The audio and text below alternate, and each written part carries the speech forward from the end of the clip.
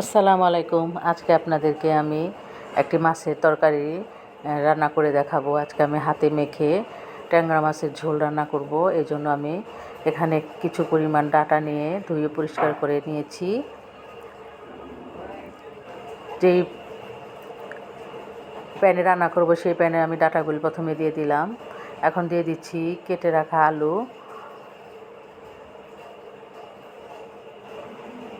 আলুগুলিকে ভালো করে পরিষ্কার করে ধুয়ে নিয়েছি।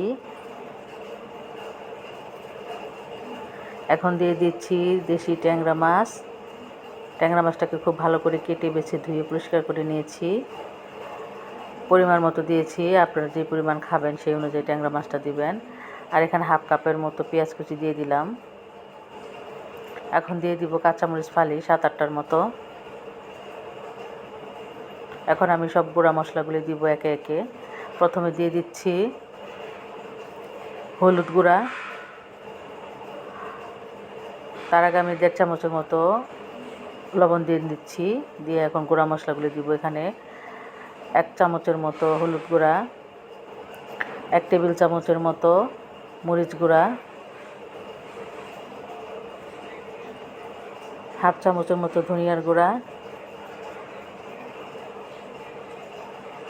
আর সরিষার তেল দিয়ে দিচ্ছি এখানে 4 টেবিল চামচের মতো। আপনারা চাইলে এটা সয়াবিন তেল দিয়েও রান্না করতে পারেন, তবে সরিষার তেল দিয়ে রান্না করলে তরকারিটার স্বাদ ভালো আসে। এখন সমস্ত কিছু ভালো করে আমি হাত দিয়ে মাখিয়ে নিচ্ছি।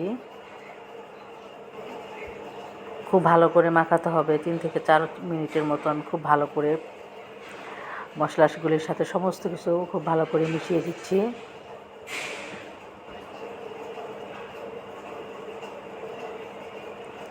এখন পরিমাণ মতো পানি দিব।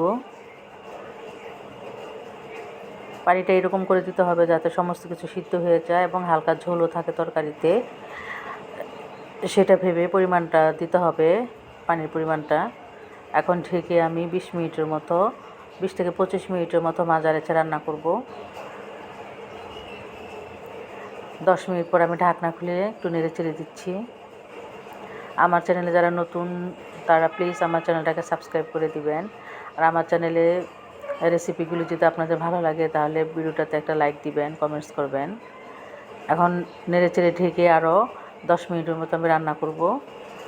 10 মিনিট পর ঢাকনা খুলে দিচ্ছি। এখন আর ঢাকবো না।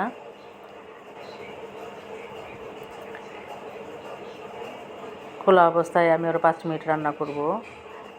এখন আমি দিয়ে দিচ্ছি হাফ চামচের মতো জিরা গুঁড়া,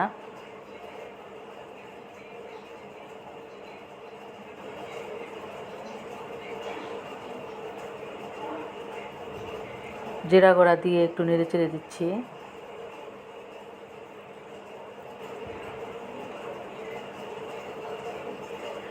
এর মধ্যে ডাঁটা আলু সব কিছু খুব সুন্দর করে সিদ্ধ হয়ে গেছে।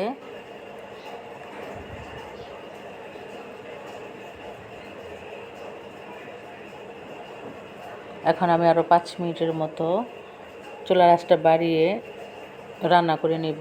এতে ঝোলটা ঘন হয়ে আসবে আর সমস্ত কিছু ভালো করে আরও সুন্দর মতো মাখো মাখো হবে।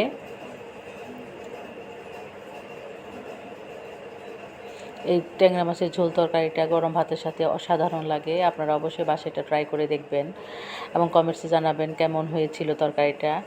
আমার রেসিপিটা ফলো করে অবশ্যই বানাবেন।